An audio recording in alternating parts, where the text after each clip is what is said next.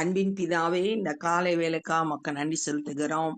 நீரே எங்களுக்கு ஞானமும் நீதியும் பரிசுத்தமும் மீட்புமாய் இருக்கிறீர். ஆண்டவரே, இந்த காலை வேளையில உம்முடைய ஞானத்தால் எங்க ஒவ்வொருவரையும் நிரப்புங்க, ஆசீர்வதிங்க. இந்த நாளின் வேத தியானத்தை எங்களுக்கு ஆசீர்வதித்து தாங்க. நேசிக்கிற இயேசு கிறிஸ்துவின் இனிய நாமத்தில் கேட்கிறோம் பிதாவே, ஆமென். 2 சாமுவேல் 16வது அதிகாரம். தாவீது மலை உச்சியிலிருந்து சுற்றுப்புறம் நடந்து போன போது, முந்தின அதிகாரத்துல 30வது வசனத்துல தாவீது ஒலிவ மலையின் மேல் ஏறி போனான் அப்படின்னு பார்த்தோம். இப்ப ஒலிவ மலையோட உச்சிக்கு வந்துட்டு அங்க நடந்து போன போது, இதோ மேவி போஷேத்தின் காரியக்காரனாகிய ஷீபா. மேவி போஷேத் யாரு அப்படின்னா, சவுலோட மகனான யோனத்தானோட மகன், முடவனான அவனுடைய வேலைக்காரனான ஷீபா அப்படின்றவன் பொதிகளை சுமக்கிற 2 கழுதைகளை ஓட்டி கொண்டு வந்து அவனை சந்தித்தான். இப்ப தாவீதை சந்திக்கிறதுக்கு இந்த ஷீபான்ற வேலைக்காரன் வர்றான். அவைகளில் 200 அப்பங்களும் வற்றலான 100 திராட்சை பழ குலைகளும் வசந்த காலத்து பலனான 100 குலைகளும் ஒரு துருத்தி திராட்சை ரசமும் இருந்தது. அவன் என்னெல்லாம் எடுத்துட்டு வந்தான், சாப்பாட்டு காரியங்களெல்லாம் எடுத்து கொண்டு வரான், கழுதை மேல வச்சு கொண்டு வர்றான். ராஜா சீபாவை பார்த்து, இவைகள் என்னத்திற்கு என்று கேட்டதற்கு ஷீபா, கழுதைகள் ராஜாவின் வீட்டார் ஏறுகிறதற்கும். ஏன்னா இவங்க கால்நடையா ஓடி போனாங்க அப்சலோமுக்கு தப்பிச்சு. அதனால ராஜ குடும்பத்தார் ஏறுறதுக்காக கழுதைகளை கொண்டு வந்தேன். அப்பங்களும் பழங்களும் வாலிபர் புசிக்கிறதற்கும் திராட்சை ரசம் வனாந்திரத்தில் விடாய்த்து போனவர்கள் குடிக்கிறதற்குமே என்றார். இந்த பழங்கள், இந்த திராட்சை ரசம் எல்லாம் அப்சலோமுக்கு தப்பிச்சு வனாந்திரத்துல அலைந்து திரிகிற சோர்ந்து போய் இருக்கிறவங்களுக்கு சாப்பிட்றதுக்கும் குடிக்கிறதுக்கும் கொண்டு வந்தேன் அப்படின்னு சொல்லிட்டு பேசுறான். அப்பொழுது ராஜா, உன் ஆண்டவனுடைய குமாரன் எங்கே? உன் ஆண்டவன் அப்படின்றது சவுலோட குமாரன் எங்கே அப்படின்னு கேக்குறான். இவன் கேக்குறது மேவி போசேத். ஏன்னா தாவீது மேவி போசேத்தை பார்த்துக்கிட சொல்லி சீபாவுக்கு கட்டளையிட்டு இருந்தான். அதனால அவன்கிட்ட கேக்குறான், எங்க அப்படின்னு கேட்டோடனே ஷீபா ராஜாவை நோக்கி, எருசலேமில் இருக்கிறான்.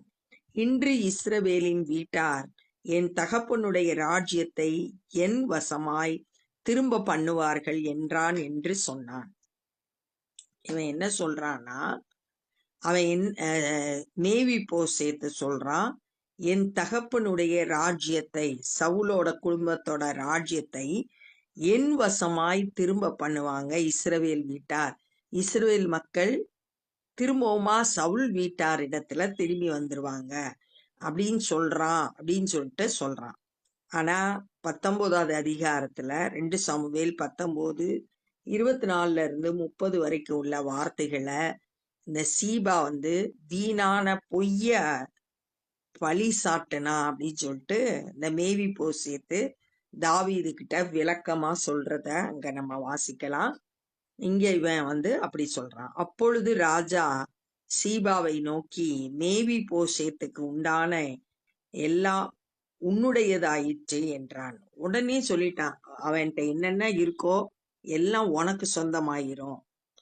அதற்கு சீபா, ராஜாவாகிய என் ஆண்டவனே, உம்முடைய கண்களில் எனக்கு தயை கிடைக்க வேண்டும் என்று நான் பணிந்து கேட்டுக்கொள்கிறேன். எனக்கு உங்க கண்கள்ல தயவு கிடைக்கணும் அப்படின்னு சொல்லிட்டு அவன் ராஜா கிட்ட கேக்குறான், பணிந்து கொண்டான். தாவீது ராஜா பக்கூரி மட்டும் வந்தபோது, இதோ சவுல் வீட்டு வம்சத்தானாய் இருக்கிற கேராவின் குமாரனாகிய சீமேயி என்னும் பேர் உள்ள ஒரு மனுஷன் அங்கிருந்து புறப்பட்டு தூசித்து கொண்டே நடந்து சவுல் குடும்பத்தை சார்ந்த ஒருத்தன் அவன் பேரு சீமேயி. அவன் தாவீத திட்டிக்கிட்டே வரான், தூசித்து கொண்டே நடந்து வந்தான். சகல ஜனங்களும் சகல பலசாலிகளும் தாவீதின் வலதுபுறமாகவும் இடதுபுறமாகவும் நடக்கையில், தாவீதோட ஒரு 600 பேர் கூட போனாங்க. அவங்க எல்லாம் பலசாலிகளும் சகல ஜனங்களும் வலது பக்கமும் இடது பக்கமும் பாதுகாப்பா போயிட்டு இருக்காங்க. தாவீதின் மேலும் தாவீது ராஜாவுடைய சகல ஊழியக்காரன் மேலும் கற்களை எறிந்தான். இந்த சீமேயி என்ன செய்யறான், எல்லார் மேலும் கல்ல தூக்கி போடுறான். முதல்ல தூசித்தான் பார்த்தோம், இப்ப கல்ல தூக்கி போடுறான். சீமேயி அவனை தூசித்து, இரத்த பிரியனே, பேலியாளின் மகனே, மனுஷனே, ஒளிந்து போ ஒளிந்து போ அப்படின்னு கத்துறான். என்ன திட்டுறான்னா, இரத்த பிரியனே அப்படின்னு ஏன் சொல்றான்னா, இவன் பழி போடுறான். இதே 2 சாமுவேல் 3வது அதிகாரம் 30வது வசனத்துல யோவாப்பும் அவனோட சகோதரனும் அப்னேரை கொலை செய்கிறாங்க. 4வது அதிகாரத்துல சவுலுடைய மகனான இஸ்போசேத்தை அங்க கொலை செய்கிறத வாசிக்கலாம். இப்படி இந்த இரத்த பழி எல்லாம் தாவீது மேல போடுறான். இரத்த பிரியனே, என்னோட குடும்பத்தை ஃபுல்லா நீதான் அழிச்சிட்ட அப்படின்னு சொல்றான். தொலைந்து போ தொலைந்து போ அப்படின்னு சொல்லிட்டு திட்டுறான். சவுலின் ஸ்தானத்தில் ராஜாவான உன்மேல் கர்த்தர் சவுல் வீட்டாரின் இரத்த பழியை திரும்ப பண்ணினார். இப்ப இவன் தாவீது வனாந்திரத்துல அலைந்து திரிகிறான். இத இவன் சாதகமாச்சுக்கிட்டு அவன் மேல குற்றம் சாட்டுறான். நீ சவுல் வீட்டார எல்லாம் இரத்த பழியெல்லாம் உன் மேல திரும்ப வந்துருச்சு, நீ சவுலோட ஸ்தானத்துல ராஜாவானதுனால இப்ப அந்த இரத்த பழியெல்லாம் அவனோட வீட்டாரோட இரத்த பழி உன் மேல திரும்பிடுச்சு அப்படின்னு சொல்ற. இப்ப தாவீத குற்றப்படுத்துறான் இவன். கர்த்தர் ராஜபாரத்தை உன் குமாரனாகிய அப்சலோமின் கையில் ஒப்பு கொடுத்தார். நீ உன் மேல இரத்த பழி வந்ததுனால அப்சலோம் கையில கர்த்தரே கொடுத்துட்டாரு அப்படின்னு சொல்லிட்டு சொல்றான். இப்பொழுதும் இதோ உன் அக்கிரமத்தில் அகப்பட்டாய், நீ இரத்த பிரியனான மனுஷன் என்றான். நீ கொலை செய்தவன், இரத்தத்தின் மேல பிரியமாய் இருக்கிறவன், அக்கிரமத்தின் அகப்பட்ட, உன் அக்கிரமத்துல அகப்பட்ட அப்படின்னு சொல்லிட்டு குற்றப்படுத்துறான். அப்பொழுது செருயாவின் குமாரன் அபிசாய் ராஜாவை நோக்கி, இந்த அபிசாய் யோவாப்போட தம்பி, சேனை தலைவன் தான் யோவாப். இவனும் யோவாப்போட சேர்ந்து யுத்தத்துல தாவீதுக்கு ஆக போர் செய்யக்கூடியவன். இவன் ராஜாட்ட சொல்றான், அந்த செத்த நாய் ராஜாவாகிய என் ஆண்டவனை தூசிப்பான் ஏன்? நான் போய் அவன் தலையை வாங்கி போடட்டுமே, நான் அவனை கொன்னு போட்டுறேன் சீமேயிய அப்படின்னு சொல்லிட்டு கேக்குறான். தாவீதுட்ட கேக்குறான் அபிசாய். கேட்கும்போது ஏன் அப்படி கேக்குறான் அப்படின்னா, யாத்ராகமம் 22வது அதிகாரம் 28வது வசனத்துல, நியாயாதிபதிகளை தூசியாமலும் உன் ஜனத்தின் அதிபதியை சபியாமலும் இருப்பாயாக அப்படின்னு நியாயப்பிரமாணம் சொல்லியிருக்கு. இவன் நியாயப்பிரமாணத்தை மீறி ராஜாவை தூசிக்கிறான், அதனால நான் கொன்னு போட்டுறேன் அப்படின்னு சொல்லிட்டு உத்தரவு கேட்கிறான் ராஜாட்ட.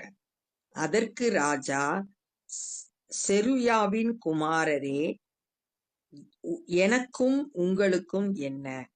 அவன் என்னை தூசிக்கட்டும், தாவீதை தூசிக்க வேண்டும் என்று கர்த்தர் அவனுக்கு சொன்னார், ஆகையால் ஏன் இப்படி செய்தாய் என்று கேட்கத்தக்கவன் யார் என்றான்.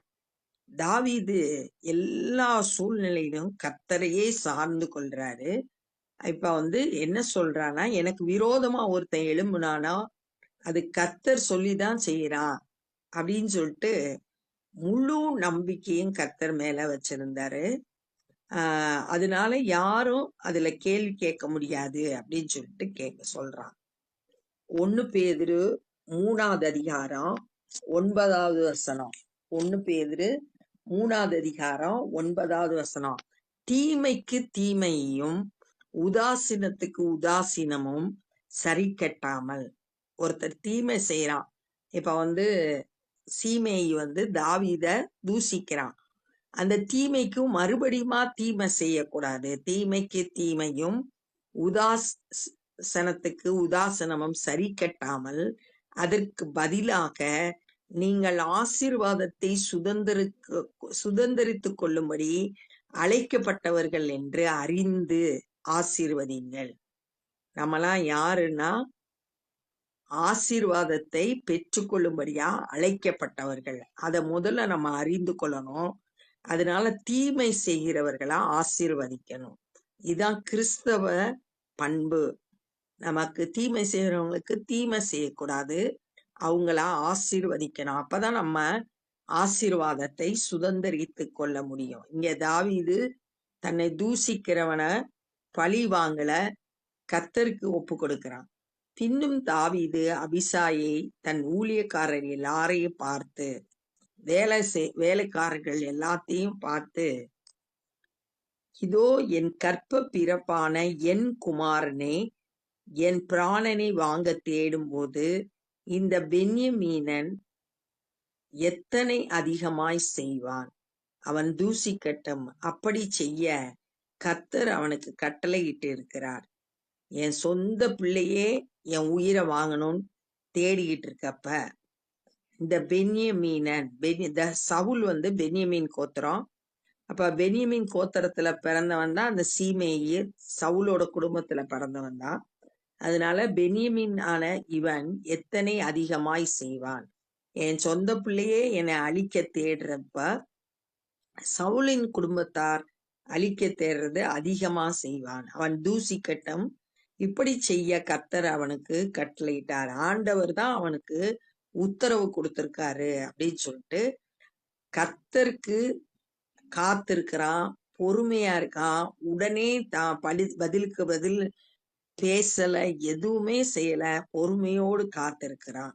அது மாதிரி நம்மளும் நமக்கு எதிரா பேசும்போது பொறுமையோடு காத்திருந்தோம்னா கர்த்தர் நமக்காக செயல்படுவார். படக்கு நம்மளும் பேசணும்னா ஆண்டவர் செயல்பட முடியாது. அப்ப இந்த நாள்ல என்ன கற்றுக்கொண்டோம் அப்படின்னா, தாவீது மலையோட உச்சியில போயிருந்தான். அப்ப சீபான்ற வேலைக்காரன் நிறைய அப்பம், திராட்சை பழம், இதெல்லாம் திராட்சை ரசம் இதெல்லாம் கொண்டு வந்து கொடுத்தான். இது எதுக்குன்னு கேட்ட உடனே ராஜாவோட வீட்டார் ஏறுறதுக்கும் வாலிபர்களும் வனாந்திரத்துல சோர்ந்து போயிருக்கிற ஜனங்களும் சாப்பிட்றதுக்கு அப்படின்னு சொன்னப்ப சீபா கிட்ட கேக்குறான், மேவி போசேத் எங்க அப்படின்னு கேட்டோடனே அவன் சொல்லிக்கிட்டு இருக்கான், என்னோட தகப்பனுடைய ராஜ்யத்தை கர்த்தர் என்கிட்ட திரும்ப கொடுக்கறாரு அப்படின்னு சொல்றான். பொய்யா சொல்றான். அப்ப தாவீது இது தெரியாம சீபாவை பார்த்து, மேவி போசேத் கூடியதெல்லாம் உன்னுடையதாகும் அப்படின்னு சொல்லிட்டான். அதுக்கப்புறம் சீமேயின்ற சவுலோட குடும்பத்துல இருந்து ஒருத்தன் எழுந்து தாவீதுக்கு எதிரா தூஷணமான வார்த்தைகளை பேசுறான். அவங்க தாவீதும் அவனோட ஊழியக்காரங்க மேல கல்ல விட்டு எறிகிறான். பேலியாளின் மகனை தொலைந்து போன்னு கத்துறான். அப்ப உன்னோட இரத்த பழி உன் மேல வந்திருக்கு, அதனாலதான் உன்னோட பையனை ராஜாவாயிட்டான், உன் அக்கிரமத்துல நீ அகப்பட்ட அப்படின்னு சொல்லிட்டு தூசிக்கிறான், குற்றப்படுத்துறான். இதெல்லாம் கேட்டு தாவீதோடு கூட இருந்த அபிசாய் அவன் எப்படி உங்களை தூசிக்கலாம், நான் அவன் தலைய வாங்கிறேன் அப்படின்னு கேட்கும்போது தாவீது, இல்ல கர்த்தர் அவனை தூசிக்க சொல்லியிருக்காரு, அதனால நம்ம அப்படி செய்யக்கூடாது, அவன் தூசிக்கட்டும் அப்படின்னு பொறுமையா கர்த்தருக்கு காத்திருக்கிறான். அப்ப தாவீது அபிசாயையும் மற்ற ஊழியர்களையும் பார்த்து, என் சொந்த மகனே என்னை கொலை செய்ய தேடும் போது சவுலோட குடும்பத்தார் அதிகமா செய்வாங்க, அவங்க தூசிக்கட்டும், கர்த்தர் கட்டளை கொடுத்ததுனாலதான் இது நடக்குது அப்படின்னு சொல்லிட்டு கர்த்தருக்கு காத்திருக்கிறத பாக்குறோம். கர்த்தர் சார்ந்து வாழ்ந்தத தாவீதோட வாழ்க்கையில பார்க்கிறோம். நம்மளும் தீமைக்கு தீமை சரி கெட்டக்கூடாது, ஆசீர்வதிக்கணும். நம்ம ஆசீர்வாதத்தை சுதந்தரித்து கொள்ளும்படியா அழைக்கப்பட்டவங்க. அதை முதலாவது அறிந்து நம்ம நமக்கு தீமை செய்கிறவர்களையும் நம்ம ஆசீர்வதிக்கணும். துன்பப்படுத்துறவங்களுக்காக ஜெபம் பண்ணணும். இப்படிப்பட்ட கிறிஸ்துவின் நற்குணம் நம்மகிட்ட காணப்படணும். ஆண்டவரை நம்ம மூலம் ஆண்டவருடைய நாமம் மகிமைப்படணும். இப்போ நம்ம ஜெபம் பண்ண போறோம். அன்பின் பிதாவே, இந்த நாள்ல நாங்க கற்றுக்கொண்ட அந்த வேத பகுதிக்காய் நன்றி செலுத்துகிறோம். ஆண்டவரே மை துதிக்கிறோம், ஸ்தோத்தரிக்கிறோம். தாவீதோட வாழ்க்கையில ஆண்டவரே உமக்கு எல்லா சூழ்நிலையிலும் உம்மை சார்ந்து இருந்ததையும், ஆண்டவரே அப்பா உம்மை பிரதிபலித்ததையும் நாங்க தியானித்தோம். ஆண்டவரே தீமைக்கு தீமை செய்யாம பொறுமையோடு காத்திருந்ததை தியானித்தோம். நாங்களும் கூட ஆசீர்வாதத்தை பெற்றுக்கொள்கிறவர்கள் என்பதை அறிந்து கொண்டு தீமைக்கு நன்மை செய்கிறவர்களாய் எங்களை மாற்றுங்க. ஆண்டவரே தாவீது கிட்ட இருந்த அந்த பொறுமை எங்களிடத்திலும் காணப்படணும். ஆண்டவரே மை துதிக்கிறோம். எங்களை துன்பப்படுத்துகிறவர்களுக்காக நாங்க ஜெபிக்கணும். அவங்க கிட்ட அன்பு காட்டணும். அப்படிப்பட்ட நல்ல இருதயத்தை எங்களுக்கு தாங்க. இந்த நாள்ல சுவிசேஷ பணி செய்கிற ஒவ்வொருவரையும் கரத்தில் எடுத்து பயன்படுத்துங்க. அநேகர் சத்தியத்தை அறிந்து ரட்சிக்கப்பட கிருபை செய்யுங்க. நாங்களும் எங்களால் இயன்ற ஊழியங்களை செய்ய கிருபை தந்து வழி நடத்துங்க. எல்லா துதி கன மகிமையும் உமக்கே செலுத்துகிறோம். நேசிக்கிற இயேசு கிறிஸ்துவே இனிய நாமத்தில் கேட்கிறோம் பிதாவே, ஆமே. என் ஆத்துமாவே கர்த்தரை ஸ்தோத்தரி, என் முழு உலமே பரிசுத்த நாமத்தை ஸ்தோத்தரி. என் ஆத்துமாவே கர்த்தரை ஸ்தோத்தரி, கர்த்தர் செய்த சகல உபகாரங்களை மறவாதே. ஆமே. God bless you.